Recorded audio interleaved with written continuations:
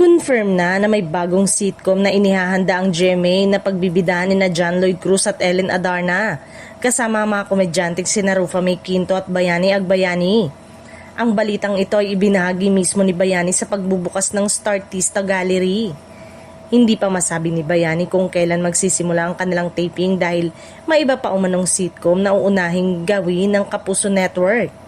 Ayon sa kanya, nagpapabago na rin ang sistema ngayon kung saan inilalabas muna ang ilang palabas sa streaming platform tulad ng Prime Video o Netflix bago mapanood sa telebisyon. Mas may kita siguro at pandagdag sa ipoproduce, payag ni Bayani tungkol sa bagong sistema ng pagpapalabas ng mga programa.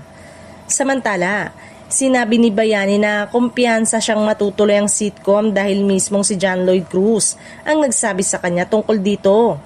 Ayon sa aktor-komedyante, si Lloydie ang magsisilbing line producer ng proyekto at siya rin umano ang personal na humiling na makasama sina Bayani at Rufa May Quinto.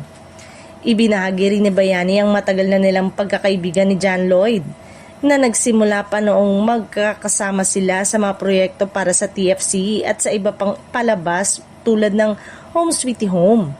Naging bahagi rin sila noon ng sitcom kasama sina Vong Navarro, Tony Gonzaga at Alex Gonzaga. Nagpasalamat naman si Bayani kay John Lloyd dahil sa tiwala nito sa kanya at kay Rufa May. Ayon sa kanya, sinabi umano ni Lloydie na hindi niya gagawin ang proyekto kung wala ang dalawa. Dahilan para agad siyang pumayag na makiisa at tumulong sa bagong sitcom na inaabangan ng mga tagahanga.